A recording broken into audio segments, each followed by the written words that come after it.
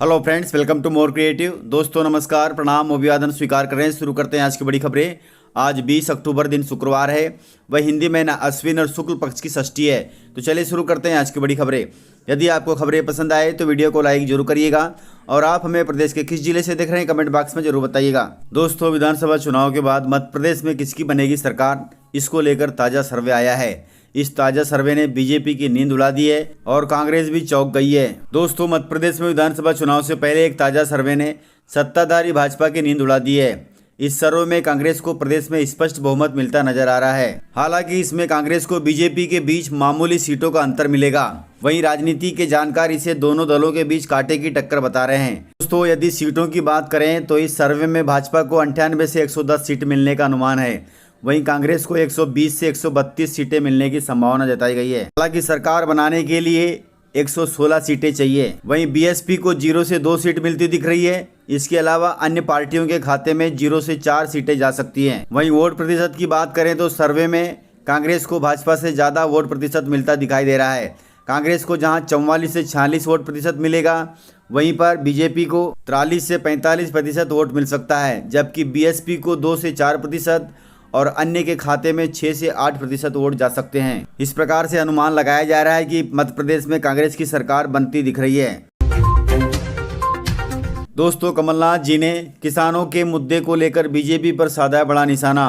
उन्होंने कहा कि 18 साल में बीजेपी ने बनाया है अत्याचार का विश्व रिकॉर्ड। कमलनाथ जी ने ट्वीट में लिखा है कि शिवराज सिंह चौहान ने अपने 18 वर्ष के कार्यकाल में किसान भाइयों पर अत्याचार करने का विश्व रिकॉर्ड बनाया है। मंदसौर में किसानों पर गोली चलाना, कांग्रेस सरकार द्वारा शुरू की गई किसान कर्ज माफी को बंद करना, किसान भाइयों को खाद बीज और न्यूनतम समर्थन मूल्य के लिए परेशान करना, वहीं आमदनी दोगुनी करने का वादा करने के बाद किसानों की आमदनी घटा देना शिवराज सरकार की पहचान है। वहीं कमलनाथ जी ने कहा कि प्रदेश में कांग्रेस की सरकार बनते ही किसानों को गेहूं का 2600 रुपये प्रति क्विंटल और धान का 2500 रुपये प्रति क्विंटल समर्थन मूल्य दिया जाएगा। वहीं इन दोनों फसलों का दाम धीरे धीरे बढ़ाकर 3000 रुपये प्रति क्विंटल कर दिया जाएगा। इसके अलावा उन्होंने कहा कि किसान भाइयों का कर्ज माफ भी किया जाएगा। उन्हें 5 हार्स पावर कनेक्शन पर बिजली मुफ्त दी जाएगी। इसके अलावा 10 हार्स पावर तक बिजली का बिल भी आधा किया जाएगा। वहीं सिंचाई के लिए किसानों को 12 घंटे बिजली दी जाएगी। इसके अलावा किसानों को सही समय पर समुचित खाद और बीज उपलब्ध कराया जाएगा। वहीं किसानों पर लगाए गए फर्जी मुकदमे भी वापस लिए जाएंगे। ये सभी काम कांग्रेस की सरकार आते ही किए जाएंगे, ऐसा कमलनाथ जी ने किसानों से पुनः वादा किया है।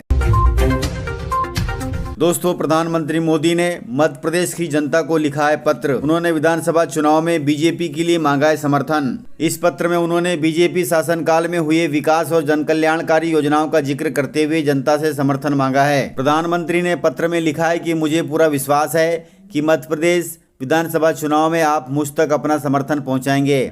इस बार डबल इंजन की सरकार बनाएंगे। यह पत्र बीजेपी प्रदेश कार्यालय में सीएम शिवराज सिंह चौहान और वीडी शर्मा ने कई नेताओं तथा कार्यकर्ताओं की मौजूदगी में जारी किया है। अब जनता प्रधानमंत्री मोदी का पत्र को कैसे देखती है वह चुनाव में ही पता लगेगा। दोस्तों, बीजेपी ने विधानसभा चुनाव के लिए रवाना किए हैं एमपी के मन में मोदी लिखे हाईटेक प्रचार रथ। दोस्तों, भारतीय जनता पार्टी ने प्रदेश की 230 विधानसभा सीटों के लिए हाईटेक प्रचार रथ रवाना कर दिया है। प्रचार रथ के ऊपर लिखा है एमपी के मन में मोदी। इस मौके पर मौजूद प्रदेश अध्यक्ष वीडी शर्मा ने कहा कि हम एक बार फिर स्वर्णिम मध्य प्रदेश बनाने का संकल्प लेकर आगे बढ़ रहे हैं। वहीं सीएम शिवराज सिंह चौहान ने कहा कि जिस कांग्रेस ने मध्य प्रदेश को पिछड़ा और बीमारू राज्य बना दिया था, उसे हमने जनता के सहयोग से और प्रधानमंत्री मोदी के आशीर्वाद से बदल दिया है। अब सब तरफ सिर्फ विकास और प्रगति ही है। हम इसी आधार पर फिर से जनता से आशीर्वाद मांगने जा रहे हैं, ऐसा सीएम शिवराज सिंह चौहान ने कहा है। दोस्तों, विधानसभा चुनाव में नामांकन शुल्क जनरल कैटेगरी को 10,000 रुपये और SC/ST कैटेगरी को 5,000 रुपये लगेंगे। विधानसभा चुनाव लड़ने वाले उम्मीदवारों को नामांकन के दौरान नामांकन शुल्क भी जमा करना होगा और यह राशि इस बार केवल ऑनलाइन ही जमा की जाएगी। इसका प्रशिक्षण रिटर्निंग अधिकारी और राजनीतिक पार्टी के प्रतिनिधियों को दिया जा चुका है। वहीं चुनाव आयोग के निर्देश के अनुसार सामान्य कैटेगरी के उम्मीदवारों को 10,000 रुपये नामांकन शुल्क जमा करना होगा। वहीं SC/ST कैटेगरी के उम्मीदवारों को 5,000 रुपये नामांकन शुल्क जमा करना होगा।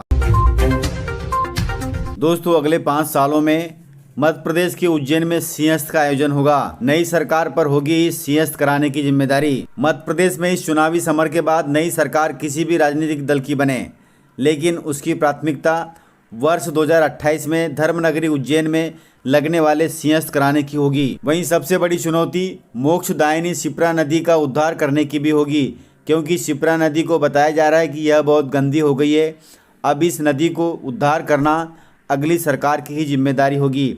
वह कैसे करती है यह सिंहस्थ में ही पता चलेगा। दोस्तों, आप सभी को मालूम होगा कि सिंहस्थ हर 12 वर्ष बाद उज्जैन के मोक्षदायिनी शिप्रा नदी के तट पर लगता है।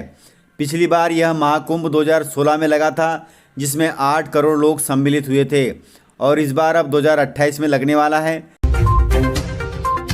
दोस्तों, मुरैना जिले से खबर है। मुरैना जिले के गांव-गांव में सरकारी अस्पताल हैं, लेकिन इलाज करने वाले डॉक्टर नहीं हैं। मुरैना जिले के ग्रामीण इलाकों में नए नए अस्पताल भवन तो बन गए हैं, लेकिन इन अस्पतालों में न तो डॉक्टर है और न ही इलाज की ज़रूरी सुविधाएं हैं। कई अस्पताल ऐसे हैं जो बंद ही रहते हैं, वहीं कई अस्पताल कभी कभार ही खुलते हैं।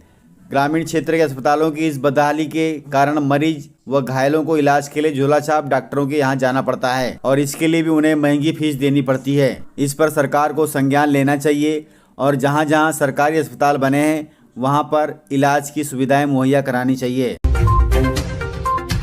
दोस्तों, चुनाव से पहले मध्य प्रदेश में फिर पोस्टर वार शुरू हो गया है।